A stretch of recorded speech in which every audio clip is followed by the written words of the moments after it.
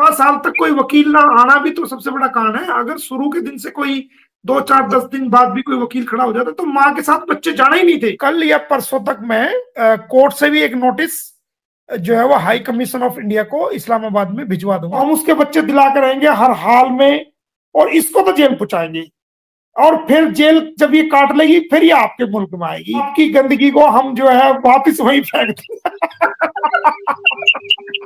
भाई इसकी जो बदबू है वो बर्दाश्त नहीं हो रही, इसको ले जाओ आप। 5 साल तक कोई वकील ना आना भी तो सबसे बड़ा कारण है। अगर शुरू के दिन से कोई 2 4 10 दिन बाद भी कोई वकील खड़ा हो जाता तो माँ के साथ बच्चे जाना ही नहीं थे। आपको पता है कि जब सीमा हैदर को अरेस्ट करके जेल भेजा गया तो 3 दिन तक वो सीमा हैदर जेल रही, और ये बच्चे भी जेल में रहे। आपको पता है इस बात का? जी sir, I know that, that's what I am asking कि उनको अलग क्यों नहीं किया गया? हाँ, तो कौन कराएगा? वो एक वकील ही कराएगा। सर गवर्नमेंट की तरफ से वकील मिलता है ना बच्चों को, चाहे कोई वकील हो ना उसी वक्त वकील मिलता है ना, एम आई राइट? नहीं मिलता है, लेकिन कोई कहेगा तब। उसके लिए अगर आपको गवर्नमेंट कोई लीगल वो चाहिए, आपको लीगल एड काउंसिल चाहिए, तो आपको you have to move the application to the concerned इलाका मजिस्ट्रेट। हाँ जी, वो रिक्वेस्ट करनी पड़ेगी। हाँ, उस वक्त बच्चों का वकील जो था, या जो सीमा का वकील था, जो नेत्रपाल का था, जो सचिन का था, वो हेमंत परासर था। तो वो उन सबको रिप्रेजेंट कर रहा था, वो तो उनकी जमानत की तरफ था। वो क्यों चाहेगा बच्चे अलग हो, या परिवार नेत्रपाल का क्यों चाहेगा उससे बच्चे अलग हो? हाँ, अगर गुलाम हैदर का वकील उस वक्त होता, जैसे ये जेल गए थे उसी वक्त वो बच्चे उस वकील को सौंप दिए जाते, और उन बच्चों की सुपुर्दारी कोर्ट से उन बच्चों को होनी ही होनी थी। बच्चों को जेल नहीं भेजना चाहिए था, और बच्चे जेल नहीं जाते उस वक्त। कोई खड़ा होता। सर गलती किसकी थी? गुलाम हैदर को जब पता लग गया था तो गुलाम हैदर को चाहिए था, अगर वो कुछ नहीं कर सकता था तो पाकिस्तान में किसी एडवोकेट से वो कर लेता, और वो किसी भारत के एडवोकेट से कर लेते बात, तो वो उस टाइम मसला हल हो गया था। 10 दिन तक भी मसला हो गया था, कोई दिक्कत नहीं थी, क्योंकि बच्चों का मेडिकल कोई जमा नहीं हुआ उसके अंदर। तो वो एक एप्लीकेशन लगती तो फौरन जो है वो बच्चे कस्टडी से उससे लेकर के जेल से ही जो चाइल्ड वेलफेयर ऑफिसर है वो वहां का इलाके का, तो जेल से इन बच्चों को अपनी कस्टडी में लेके वहां के सेल्टर होम में उनको बच्चों को वो रखना चाहिए था। सर मेरा लास्ट क्वेश्चन है आपसे, वो ये है कि ये जो आपका वीजा का प्रोसेस है सर, इसको कोई हम हाई कोर्ट में पिटीशन फाइल करके कोई टाइम फ्रेम नहीं करवा सकते? इस एप्लीकेशन के ऊपर कोई डायरेक्शन नहीं ले सकते? ऐसा कोई भारत में पॉसिबल है या नहीं है?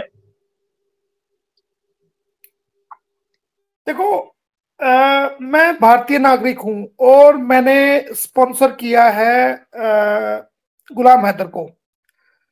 तो जब कोई इंडियन नागरिक, इंडियन नेशनल जो है स्पॉन्सर करता है, चाहे किसी भी देश के आदमी को, चाहे वो पाकिस्तान को नहीं बल्कि दुनिया का किसी भी देश का कोई भी इंसान है, तो उसकी जिम्मेदारी होती है उसका वो स्पॉन्सर के इसकी सारी खाने पीने की, ठहरने की जिम्मेदारी, तमाम जिम्मेदारी वो है।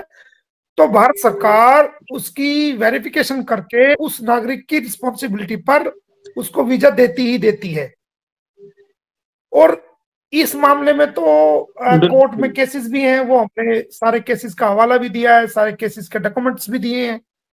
तो इस मामले में उनको जरूर जो है न्याय मिलेगा, वीजा मिलेगा।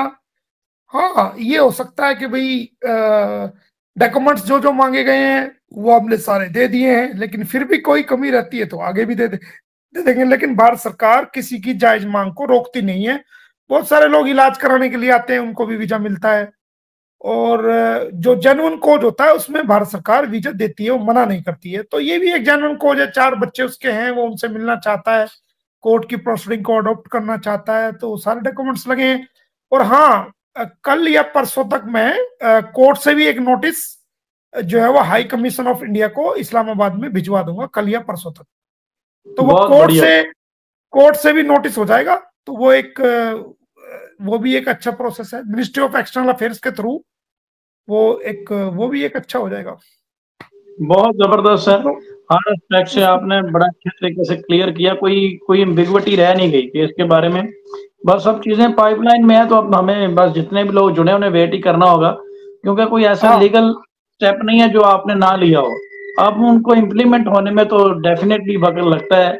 ये दो मुल्कों का मामला है, कोई किसी एक छोटे से डिस्ट्रिक्ट का मामला तो है नहीं जिसमें फौरन इम्प्लीमेंट हो जाए। तो इस तरह की चीजों में वक्त तो लगता है। इंसानियत के सपोर्ट करने वालों का ये हम सब जो है वो इंसानियत के साथी हैं, और हमें मुल्कों की बाउंड्रीज से ऊपर उठकर हमें ऊंच नीच का फर्क को खत्म करके, और ये देख के कि पाकिस्तानी है, इंडियन है, फला है तो फला है, और ये सब बातों से ऊपर उठ करके हमें सिर्फ इंसानियत के नाते हमने इस मैटर को लिया है, और इस इंसानियत के नाते ही हम इस मैटर को सोल्व करके देंगे, और ये उसके बच्चों को उसको सौंपेंगे, और जो है ये इसको जेल कराएंगे।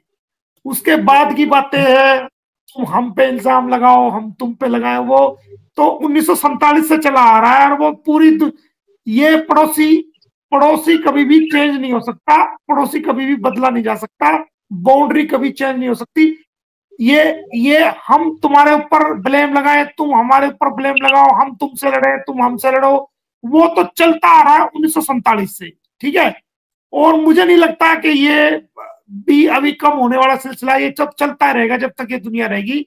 मुझे नहीं लगता कोई समय अच्छा ही होगा कि अच्छा हो जाए दोनों देशों के बीच में, बट ये तो चलता रहेगा। लेकिन ये काम हमने इंसानियत के लिए लिया है, एक भारतीय होने के नाते हम भारतीयों से, उस फादर ने एक रिक्वेस्ट की है, हमारी सरकार से भी की है, हमसे भी की है, भारतीय लोगों से भी की है, तो हम उसके बच्चे दिला कर रहेंगे हर हाल में, और इसको तो जेल पहुंचाएंगे, और फिर जेल जब ये काट लेगी फिर ये आपके मुल्क में आएगी, फिर आप जानो, आपका काम जाने, आपकी गंदगी को हम जो है वापिस वहीं फेंक सफाई करके आप हमें दे देंगे, हमारा कचरा आप हमें दे देंगे, ठीक है, उसकी सफाई करके। भाई इसकी जब बदबू है वो बर्दाश्त नहीं हो रही, इसको ले जाओ आप।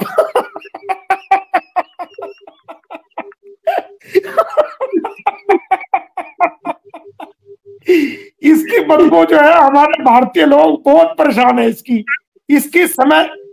जो स्मेल है ना, वो इसकी जो स्मेल, कौन सी स्मेल, इसकी हरकतों की स्मेल, जो ये हरकतें करती है, इसके हरकतों की स्मेल से हमारा पूरा देश परेशान है इससे।